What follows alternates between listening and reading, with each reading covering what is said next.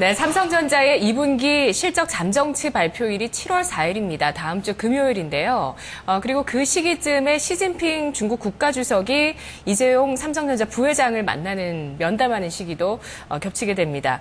자, 오늘 삼성전자의 주가는 131만 9천 원 소폭의 하락을 보여주고 있는데요. 그 전까지 좀 시장이 정체될 것이라는 전망들 나오고 있습니다. 내일장 미리 보기 함께 하겠습니다. IBK 투자증권 박옥희 선임연구원을 연결하겠습니다. 안녕하세요. 네, 안녕하세요. 예, 연구원님, 내일장 금요일장인데요. 국내 변수 뭐가 있을까요? 네, 내일 국내에서는 5월 강공업 생산이 발표될 예정입니다.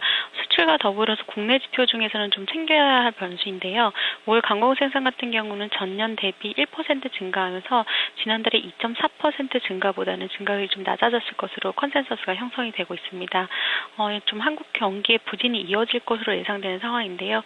이와 함께 발표되는 경기 선행지수도 좀 챙겨봐야 될 것으로 보입니다. 국내 변수 중 또 주목할 것은 기업 실적 전망치입니다. 현재 한국 증시의 12개월 예상 기준 이익 수정 비율 같은 경우는 마이너스 25%를 기록하면서 5월에 마이너스 30%대를 기록했던 거에 비하면 마이너스 폭이 줄었지만 여전히 여타 국가와 비교해서 좀 부진한 상황입니다. 12개월 예상 EPS도 하락하면서 실적 우려를 지금 키우고 있는 상황입니다. 특히 시가총액 1위 업체인 삼성전자의 실적 추정치 하향 조정이 부담되고 있는 상황인데요. 6월 초만 해도 9조 원대였던 삼성전자의 2분기 영업이익 전망치는 어제 같은 경우 8조 3천억 원 정도로 지금 하락을 했습니다. 3분기 영업이익 전망치도 6월 초에 9조 2,700억 수준에서 지금 현재 9조 8,500억 수준으로 지금 8조 8,500억 수준으로 하락을 했습니다.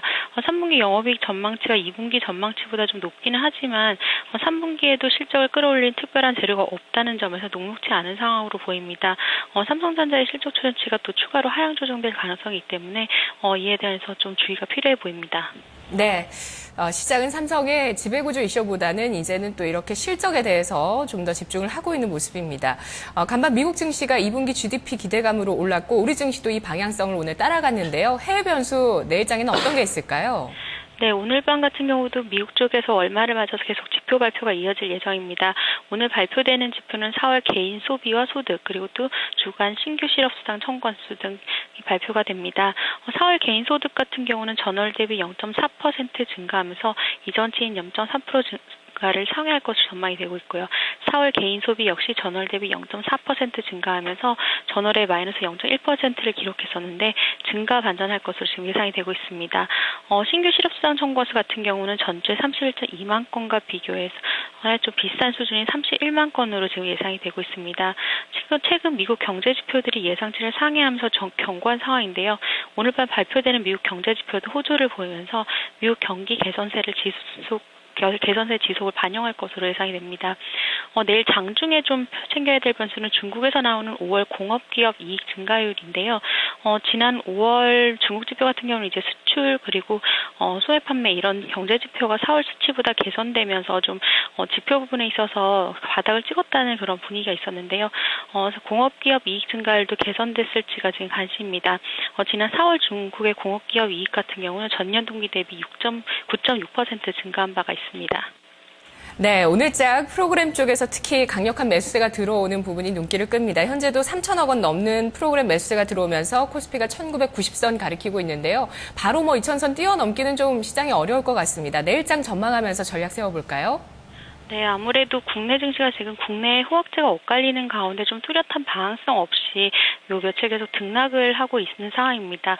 이런 분위기는 내일도 좀 이어질 것으로 보고 있습니다. 지금 미국 같은 경우는 이제 미국 경기 개선 기대에 우리나라 수출 부분의 개선 기대를 높이고 있지만 이라크 관련 리스크와 또 국내 기업들의 실적 우려 등은 부담 요인으로 작용하면서 상단을 높이는 데 계속 제한을 하고 있는 상황입니다.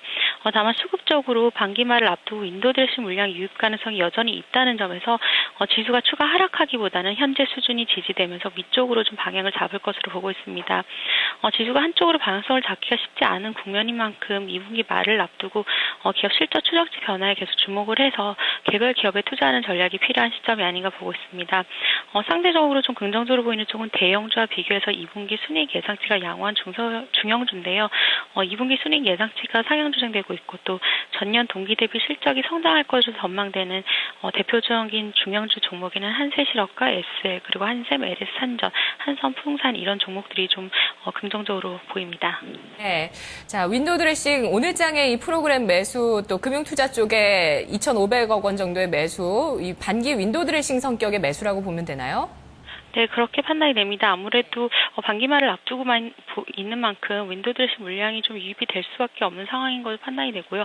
이런 부분이 좀 국내 증시에 좀 바닥을 좀 지지하면서 지금 긍정적으로 작용을 하고 있는 상황입니다.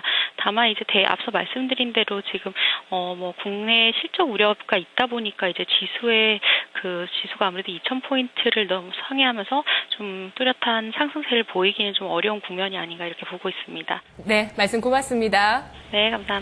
내일장 미리 보기 박옥희 선임연구원이었습니다.